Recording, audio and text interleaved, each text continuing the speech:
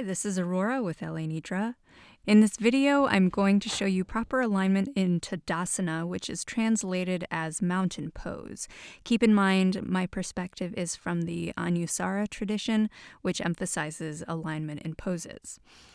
The great thing about Anusara, just like Iyengar, is that once you know these principles, it really helps you keep from hurting yourself when you're practicing, which is pretty much a guarantee if you practice enough.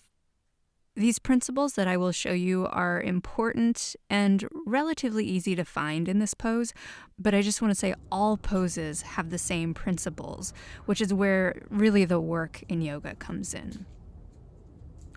So, when you're building your mountain pose, you start at the feet. And you want to make sure that you're pressing down through the four corners of the feet, which is the mound of the big toe, the mound of the pinky toe, the inner heel, and the outer heel. To help keep the feet engaged, you can lift your three middle toes, but keep the pinky and big toes pressing into the ground.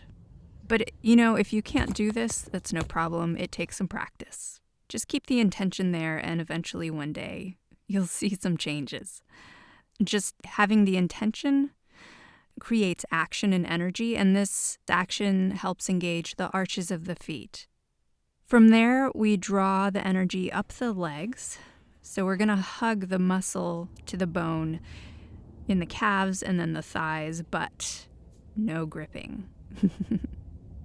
And then we're going to make sure that there's a micro bend in the knee. And we will stabilize the calves, and it'll feel like the shins are moving toward one another. And then we're going to inner spiral the thighs. You're going to roll them towards each other and then send them behind you. This is called inner spiraling the thighs. And doing this is going to push your bum out. And in class, sometimes this is called blossoming the buttocks. We then need to counter that, and we're going to scoop the tailbone down towards the floor.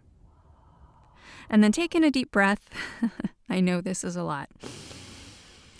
Breathe into the back body and fill out the kidney area. This will be pretty subtle. The ribs in the front then relax onto the top of your kidneys.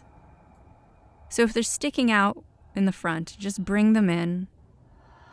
And then inhale your shoulders up to your ears and roll them onto your back so that your shoulder blades are flat on your back. And then draw your ears back over your shoulders so that your head is in alignment with what you've just done to your body. And this is the same alignment you have when you are in Shavasana doing Yoga Nidra, except that you are standing up.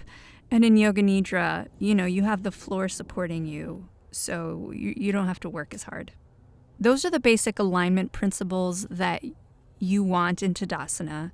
And after you've built your pose, you want to scan through your body and sort of realign what you've forgotten throughout the process of building the pose. When you're doing yoga, it's a constant monitoring of your body as your mind shifts and the body shifts into different poses.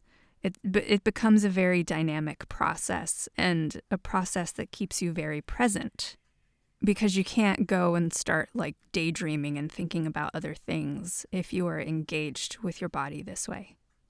And honestly, just staying here and playing and scanning through these principles is a lot of work. It's a bit like trying to rub your belly and pat your head at the same time. In the next video, I'll talk about muscular energy and organic energy and how they affect your experience doing yoga. Thanks for watching. Subscribe and hit the notification bell to know when more videos are coming your way. Namaste.